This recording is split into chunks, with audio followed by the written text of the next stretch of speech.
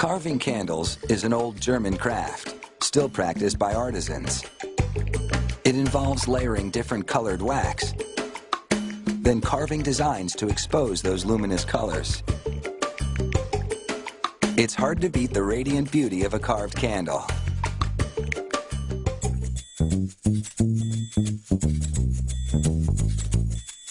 Carved candles are known for their swirls and curls, a look so elaborate that lighting one is an occasion in itself.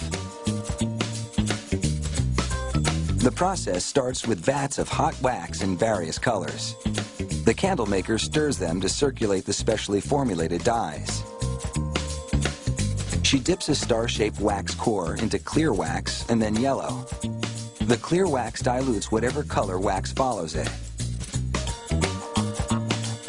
The layers are hardened in cool water.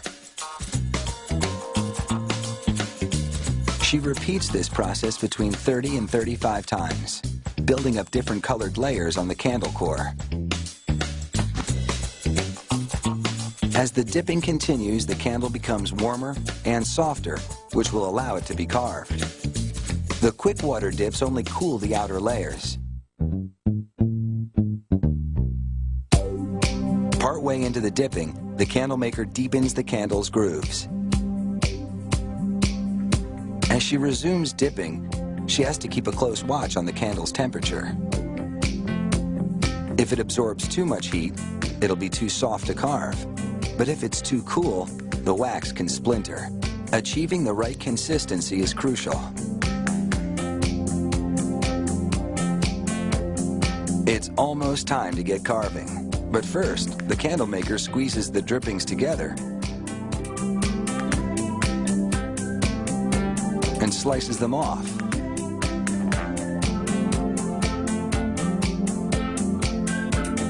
They're too attractive to waste, so she quickly shapes them into a mushroom candle. She pokes a hole in the center for the wick, and within moments, the candle is complete.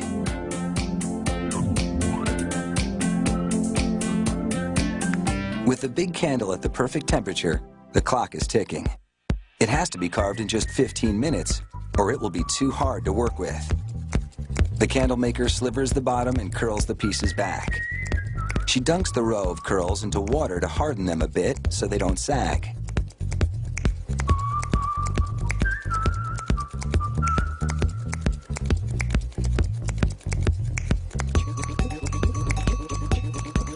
On the second row, she curls each row in the opposite direction to the one before.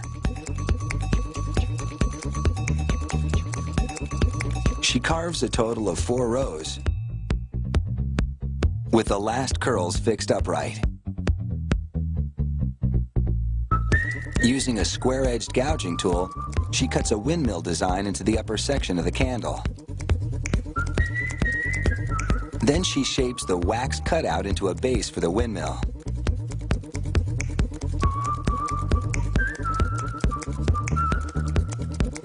Tulips and other designs decorate the top of the candle.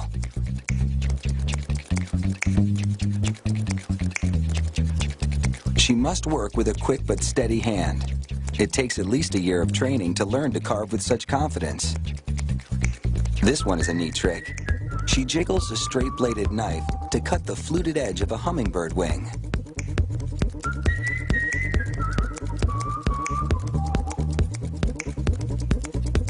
One last character, and this carving job is complete.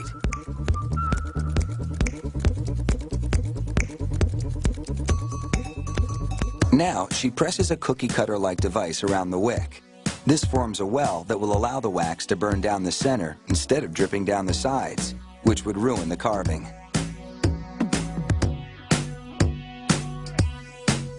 She spins the candle in a hot pan to melt the bottom so that it's level. And while it's still hot, she attaches the company's sticker. Finally, an acrylic glaze seals the candle's decorations and protects the finish. Once lit, the light from the clear core shines through the designs for a real glowing beauty.